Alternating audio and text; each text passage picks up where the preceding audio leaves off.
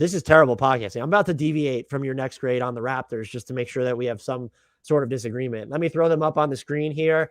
The Toronto Raptors' notable moves include signing Thaddeus Young to a 2-year, $16 million deal. Only $1 million is guaranteed in year 2. They signed Otto Porter Jr. to a 2-year, $12.3 million deal. It's a 2023, 2024 player option on that. They use less than the big MLE to get him, which is wild, and it helps them avoid the hard cap, which is significant to this note, which is they drafted Christian Koloko at number 33. Per Raptors fans in the YouTube comment, they think he's like going to be the second greatest NBA player of all time. He does remain unsigned, though, in part because they're trying to remain flexible under the hard cap, since they would probably need to use the mid-level except part of the what's remaining of their mid-level exception to sign him. And if you go above the mini MLE, you're going to be hard capped, and they are looming in the Kevin Durant sweepstakes. That is my point. They signed Chris Boucher to a 3-year, $35.3 million deal. My guy getting paid. It's fully guaranteed. Signed DJ Wilson to a 2-year, $4.6 million deal. That fully guarantees on opening night, and year 2 is non-guaranteed. They signed Justin Champagnie to a 2-year, $3.6 million deal. Also guarantees on opening night, and year 2 is non-guaranteed. Shvi Mikhailuk picked up his player option. They signed Juan Hernangomez to a 1-year veterans minimum deal. They signed Ron Harper Jr. and Jeff Doughton to two-way contracts, and they signed Gabe Brown to an Exhibit 10 deal. They waived Armani Brooks as part of their notable exits, and both Isak Bonga and, this one is inexcusable, Yuta Watanabe remain unsigned. Grant, one, the Raptors were like, I know they weren't mega transactions, but going through it when I was doing it, they were busier than I was expected. But what grade did you give the Raptors ultimately? I give them a B. I just everything, all these signings are fine. I just don't know how consequential any of them are. But getting Porter, I think Porter was, I suspect that he was going to be one of the most sought after free agents in the league, and to get him for less than the full MLE is pretty impressive. But obviously there were some off court, I think it's his girlfriend or his fiance is from Toronto. So that seems to have been a factor, because I can't believe, go ahead. The market of Toronto has pull, is what you're saying. Well, it seems that it probably should, right? It should have pull. That's a cool place to be. But I gotta believe that there was a full MLE offer out there for him. There should have been. There should have been if there wasn't. So I got no problem with that. Boucher feels like a little rich, but that's a totally manageable number. I'm fine with that. I think if I had to, I do have to ding them a little bit, because I gave them a B instead of something better. Is are we sure that the playmaking and point guard situation was sufficiently addressed? Because I guess we're sure that it wasn't. Is that well, yeah, because I guess, you say, well, Scotty Barnes is going to up the playmaking, and we can get some more of that from even Thad Young has had phenomenal playmaking seasons from a front court position. So you might just kind of piece it together there, but it feels still like Van Vliet is just kind of overtaxed, and there's not a good replacement for what he does on the roster. Leave it to Toronto to kind of try to figure out innovative ways to sort of make up for shortcomings, that they have in the roster makeup. But I would have liked to have seen maybe just go get me a backup point guard that I'm sure I can trust. Because otherwise, I'm not sure where, because Van Vliet plays a ton of minutes, and he's played a ton of minutes forever. And I just don't know that they're fully stocked behind him to kind of weather an injury, or trying to take it easier on him for once. Yeah, that's a good point. I gave them a B+ because I don't know what to dislike about their offseason ultimately. And the Otto Porter Jr. to me is, if it's not a steal, it's going to be fine. And is he a caps lock shooter? No, but he'll space the floor, gives you different options on defense. You know how I feel about Chris Boucher.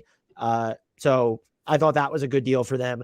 And Thaddeus Young, and the fact that it's so low risk beyond next season, they still need more floor spacing, and they need more self-creation, and preferably they need to get both of those qualities in the same player, just the way their roster is built.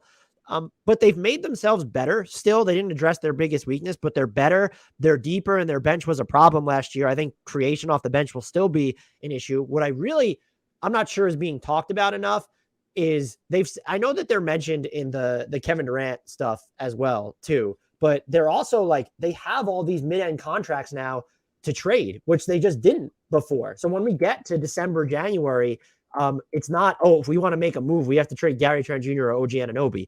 No, you do have Chris Boucher's $12.7 million salary. You have Thaddeus Young making 8.2. You have Otto Porter Jr. there. So like, I wouldn't move out of Porter Jr. I will never move Chris Boucher. I would give him a no trade clause if he was eligible.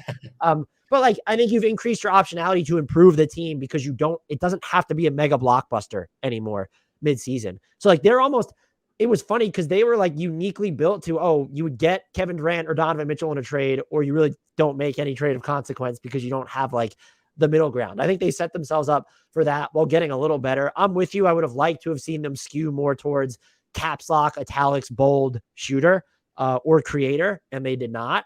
But they are, to me, a better, deeper team than they ended the season as. And if we got a fully healthy Raptors team last year, or even an 80% healthy Raptors team last year, I think they would have been even more dangerous than they actually ended up being by the end of the season. Yeah. So just last thing on Toronto for me, I guess like big picture, I respect that they sort of ran it back more or less with the experimental, like positionless, we got a bunch of forwards thing. Because there were injuries last year and like there were real problems rebounding and the playmaking stuff you mentioned. But I just think you can bank on Barnes getting better. You can bank on Achua getting better. And I just like that they didn't panic and like just go like we need a shooter, we need a point guard, and go conventional. I think like one more year at least of seeing if this very specific roster setup can work. I think it's worth it. So I like that they, as much as I criticize, Van Fleet's kind of out there on his own, I like that Toronto kind of stuck to its guns and is going to at least give another year of this kind of roster building. Yeah, that's actually a really good point too. I did want to see really quickly, where do you fall on, since they are involved in the Kevin Durant sweepstakes? Are you team, I would trade Scotty Barnes for him? Would you trade Pascal Siakam for him? If they're not willing to include either one of those guys, do you even see a pathway to them getting a deal done? It would be Trent, OG Anunoby, and their draft, essentially.